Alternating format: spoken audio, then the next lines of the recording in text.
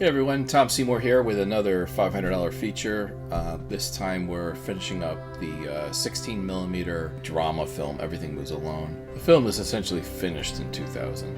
This location we got for free. It's in the back of the Hillstead Museum in Farmington. It's got that big, beautiful tree, which we took inspiration from Shawshank Redemption, because we were sort of obsessed with that film. Oh, that's my dog, Bandit. I miss my dog. So the interesting part about this film, I've been doing this series for a while. I think there is something in there for filmmakers who either want to experiment with older technology and shoot on film, like how Tarantino and Christopher Nolan. The workflow with 16 is obviously very difficult. You have a second system to record sound. Now you could just use a Zoom H4n or an H4n Pro, or whatever model comes out after that. There's a simple handheld recorder you could hook a boom mic into and boom mic everything. I prefer boom micing scenes for these no-budget independent features because you can move very fast, and if you have a good boom operator, they can slowly move the boom back and forth and get, great audio, and you're just going to move a lot faster with a boom mic. The minute that you start introducing lavalier mics, it gets very complicated. This was a cultural center in Collinsville, Connecticut, so it was cool. We got to shoot in there, and most of the other stuff is just people's houses. If you just write a film around suburbia, you're usually fine. In this case, we concentrated more on the sort of countryside of things and forest and nature. Shot in central Connecticut. There are parts of central Connecticut that is very pretty. And 2 weeks ago, the New York Times did this article called Beyond the Algorithm, and VHS Massacre 1 and 2 both got positive reviews. The second one got absolutely glowing review. The first one was still good. So they liked both of them. And it's such a weird sensation because I have been working on this for a while and just remembering how much the New York Times hated this and how I really felt like it stunted my career, because it's such a round rejection from such a powerful paper. And so the ironic thing is I got these reviews in the New York Times and they were positive, but I really have not seen a bump in my social media. I have not seen a bump in really anywhere. My job may be impressed by it. I don't know. But so the point is it's very weird. Media is very different right now. Because if you look at like Mr. Beast or something, he put out a video 6 days ago. It's got 110 million views. Okay, so in a day, he's easily getting like 10 million views on a video. Well, if you look up New York Times readers, it's like 8 or 9 million per day. So Mr. Beast is more people watching him than are reading the New York Times. So it's a very strange time. Our advantage, I think, to some degree, was the fact that we kind of dove into this and really didn't know. Like, I had a certain amount of training. I figured out how to meter film with a photography light meter. And we had a certain amount of training of how to, work with the film speed was fixed. You're actually buying a 400 speed roll of film, so you didn't have to worry about ISO because the film speed is permanent because you're shooting in film. So the second thing was the shutter. On a film camera, it's typically going to be locked at 1/50th unless you're doing higher shutter angle, they call it in film. And in general, with this kind of stuff, we're not really shooting action. We didn't really need to put it up to 180 degrees, right, for the shutter angle. So what that meant is that you're mostly playing with the iris and the aperture. And so if you meter, you take your light meter, you put the shutter speed at 1/50th, put the light meter in front of someone's face. You can get your f-stop and then open up the iris on the camera. There are times where we had to push the film in post.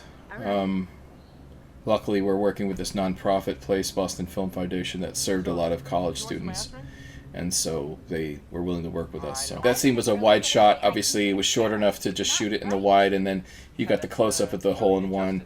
And it's good to kind of have little cut-ins here and there, cutaways to save the scene.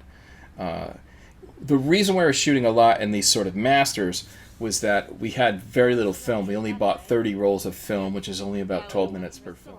What that meant was that you're trying to cover as much of the scene as possible without burning out too much film. It means that how you normally shoot a scene is you'd shoot the scene in a master shot, a wide shot, and you'd shoot the scene the whole way through if you could, you know, if it wasn't an action scene. And then you'd go in for, you know, isolated shots, you know, it's a medium of one town, a medium of the other, maybe a close-up, and then some cutaways of golf shots or whatever. But we were in a situation where if we did that, we would be using, you know, 5 times the film. So we were deliberately picking shots that were, we would stick with the wide if we had to. And then we wouldn't shoot the whole way through. Like if we knew we were going to only use 10 seconds of the wide shot, maybe we'd roll for 20 seconds and then cut and then go in for the close-ups. And that is not how you responsibly shoot a feature-length film.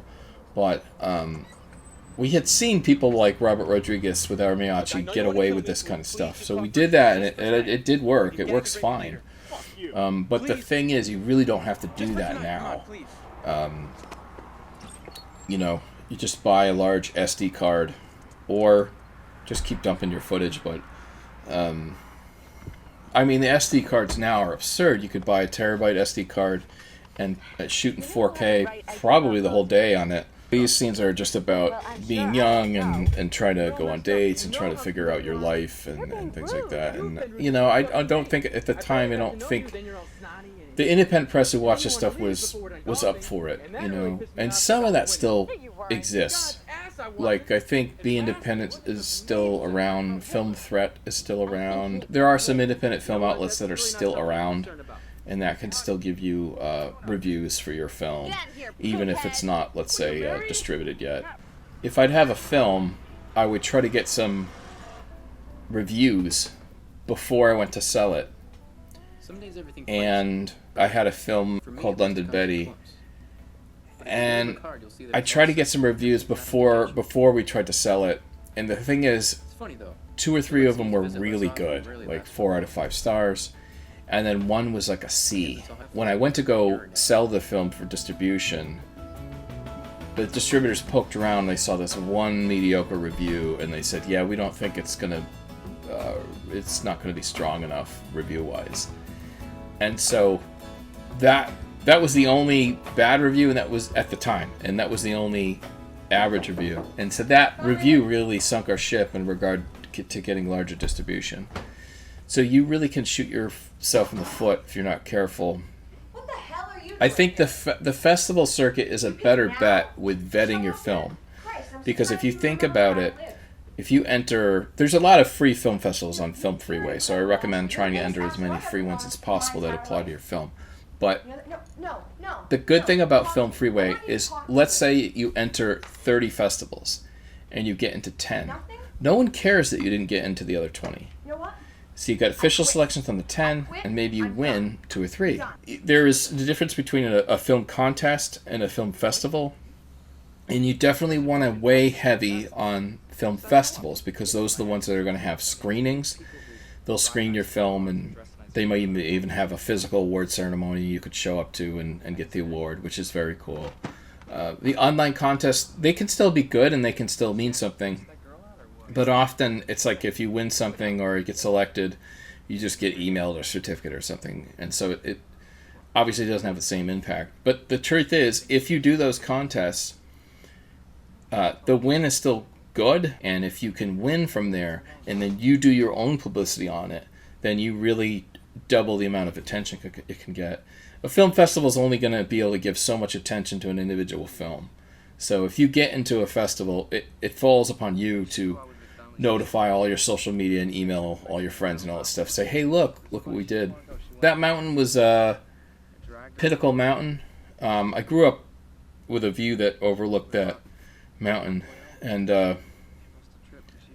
we used to climb up there. So it was a good free location, you know, within... I mean, that was maybe a 20-minute hike up to the top, but location-wise, it was only a 5-minute drive. So my character's having like this flashback of this other character's... he's describing his past, you know. You know, with this film, we just didn't shy away from the fact that we were in suburbia, so a lot of the houses are just average-looking houses, and just shooting scenes in front of cars and under cars. Just embracing what you have, I think, you know. It was funny, I was watching this close, I just saw a little, it's almost like a tracking line. It looked like a wrinkle in the tape, because we shot on 16, but then we transferred to high 8. That was what we had to do at the time. Hard drives were so small, you had to edit in pieces, you know, so we assembled the film in like 3 different pieces, but we had to adjust the film over a long period of time, edit, dump that to Beta SP was the master, and then do that again, second part, capture all that raw footage, edit, make the QuickTime, and then delete the raw footage off the machine, and then do it the third time. That's the only reason we could do it for $9,000, make the whole process less expensive, and that was our solution. The character's referencing that he wears the same clothes every day, and he's like, oh, I have like 10 of these shirts and 10 of these pants and all this stuff. And the funny thing is, I kind of have that. I have like 50 black V-neck T-shirts, and like, you know, about 10 black button-downs. You know, that's sort of my uniform for work. It was a thing we came up with where it was just such a small movie, and we didn't have time. We said, you know, we're going to have all these continuity issues if the characters keep changing clothes, because we're going to have to shoot everywhere. So we actually built that into the story, where everyone just wears the same outfit. And I think we had a couple copies of each outfit. We would just, and everyone kind of bought their own clothes, and then sometimes it'd be a late night, you'd have to wash your stuff at the end of the night. It worked fine. It's funny, no one really, you know, in the screenings of these movies, no one really ever cared that the characters were wearing the same shirt, you know, the whole film. And I carried that on through the other 2 other films. Atlanta College Prophets, they all had these sort of backyard superhero outfits. They were the same the whole film, so we had duplicates. And then London Betty, same exact thing. All the characters wore the same stuff, and they basically had to... I mean, no, it didn't get, like, gross or anything. I think, you know, maybe you'd wear the same outfit 2 days in a row and then wash it on the 3rd day. And so it wasn't, you know, it wasn't so bad. And, you know, so I don't need to go further into detail on that. But it worked for what it was. So this was our quote-quote chase scene. Our chase scene, given the fact that we didn't really have enough film to shoot a real chase scene, so we were just kind of... taking some shots of the road. But there were a few shots where Oransky and Phil are on a tripod on top of the back of that truck, shooting down at Matt Ford's car here. And it definitely was not the most safe thing. We came to an end of a road, and I really had to put on the brakes, and I remember stopping and being like, are you guys okay? They're like white as ghosts, saying, dude, that was too fast, and you stopped too fast. So they were basically having to they kind of got pushed into the back of the truck. So this field was just a field near Mike's house, Mike Oransky's house, and so we just used this field as a location. You could see a farm in the background, which is kind of cool. So I think this lot eventually got developed, and then it's funny because in the movie it focuses on a specific lot that they were afraid it was going to get developed, the lot with the tree and all that stuff. So that's part of a plot line. But growing up, there was this corner lot where everyone used to play and ride their bikes, and it was a dirt lot, and they had carved out all these like off-road trails for go-karts and stuff like that. And it was being developed, and I remember that really upset me. It was like because they put a factory right there, and so I remember thinking that stuck in my head, and that's a partially part of the plot. Is there's like for them a sacred place they used to go, and the plot goes they saved the lot from being developed. Unfortunately, in real life, the plot did get developed, and there was a factory there, but that's how it goes. I think it's supposed to be like Matt Ford's tire is flat. I think we end up, yeah, so that was our solution to make it look like a flat tower. We dug a hole and drove the car in. It sort of works. It's dark enough where you don't really see it. Phil comes out of the woods with a sandwich. This is sort of a tribute to that movie, The Burbs, the comedy, where people are hiding behind the trash cans looking at their creepy neighbors. Flashbacks can be kind of lazy ways of storytelling and taggy, but then there are masterpieces that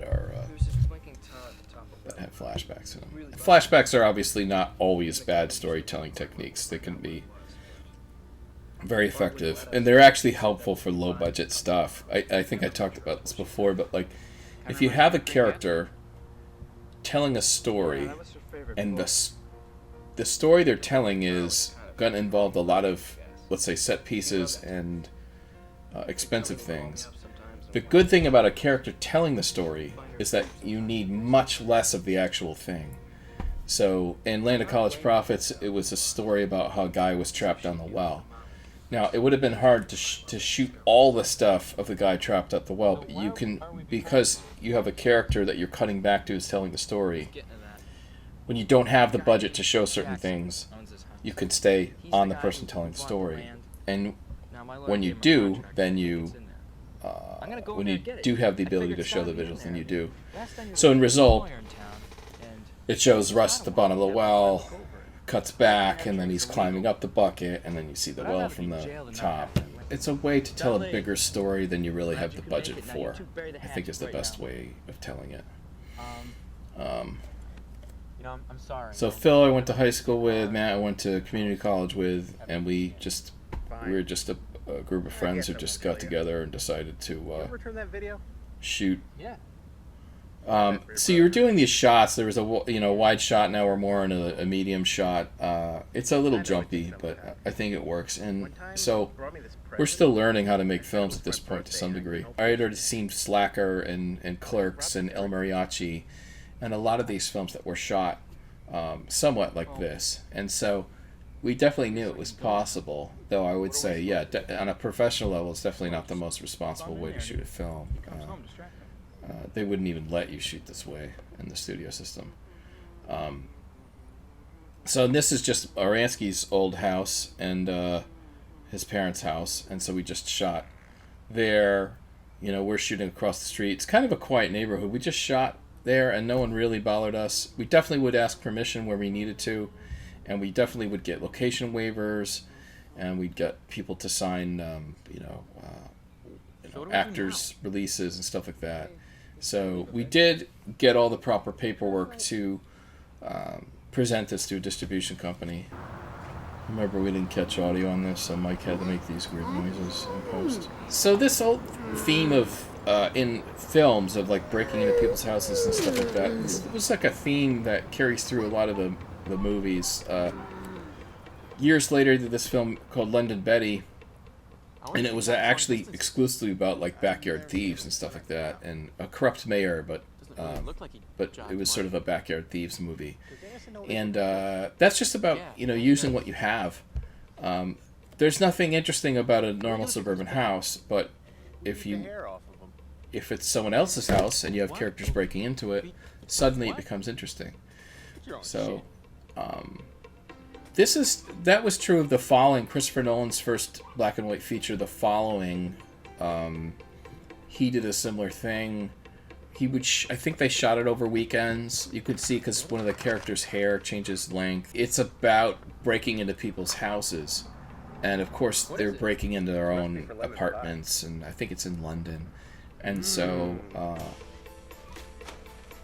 you can think of interesting situations that can have high stakes without very much money, So the guy's jogging back, he's coming back. My character's in his house, searching around. They're seeing him. He's got to run interference. The main character's brother comes into play. He's he was asked to come and help, and of course he does it in his ham-fisted way. Right there. We're gonna take a little trip down. That's my brother playing the cop. Get the fuck out of here. I'm fucking busy. So I don't know. We were trying to do something. Great cameo by Bruce. Don't be looking at my balls! That's my favorite line. Anyway, I don't think there's really any reason to play it safe with your filmmaking. We really need to distinguish ourselves from studio production. Studio productions which have gotten really stale. The streaming sites really want to people to only watch the stuff they produced or the stuff they paid a high dollar amount for. So a lot of independent films and no-budget films end up on there, but they're sort of lost in the sea of, thousands of titles, and unless you look it up specifically, you're not going to find it. But the reason why I like B movies and exploitation movies is because quite often they're very much swinging for the fences and they're not holding back or censoring themselves. And it is complicated because then you have a potential of offending people with your work, but as Professor James Richardson said, who was my friend, basically says sometimes you have to offend people. Art has to challenge people's ideas. I think you do have to swing for the fences. People may not like it, you may get pushback, but I think that's inevitable. Edge of experimentation is also the edge of acceptability. People are not going to accept it necessarily, but over time they might. So this is a dolly shot. We got this with our little garden cart thing. And then we're doing some slow motion here at 60 frames a second. So the film plays is probably very basic, but there is some technique here. This is again shooting at 60 frames a second, which you're burning more film, and that's a setting on a camera you have to compensate the iris for. And then I think we're using a crane shot next. Where is it?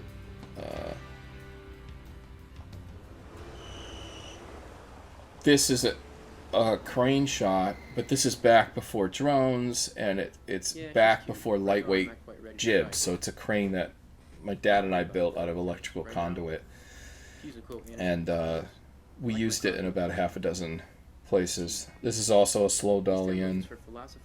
It's just a slow motion shot.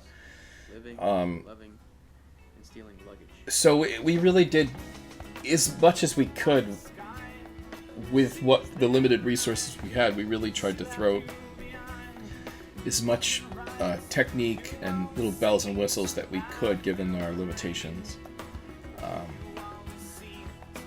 These end credits, these picture credits, I think they're called sometimes.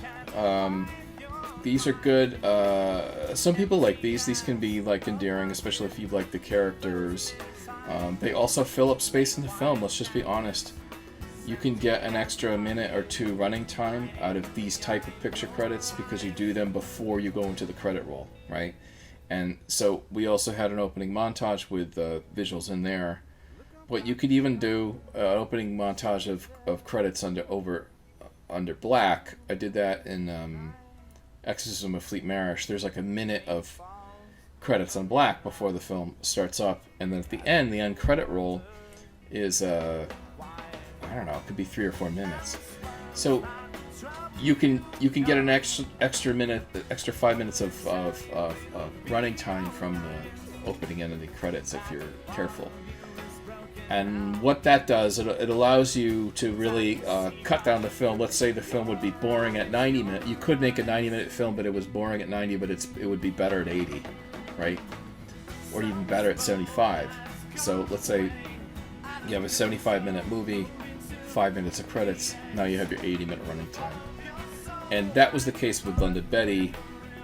This film was over an hour and a half. I think it was 90 minutes, 91 minutes, something like that.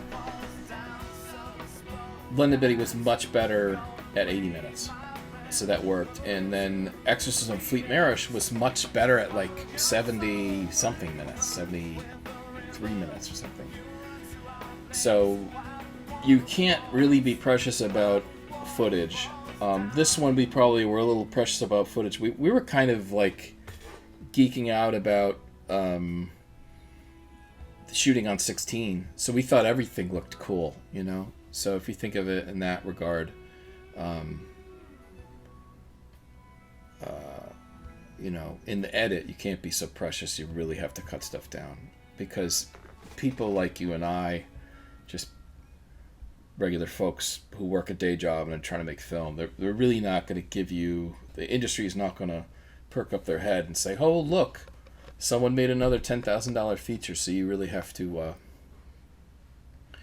try to do something exceptional, try to do something to the best of your ability, and have the grit to sort of follow through and get it done. Anyway, so that's it for Everything Moves Alone. So anyway, thanks for listening, and we'll see you next time.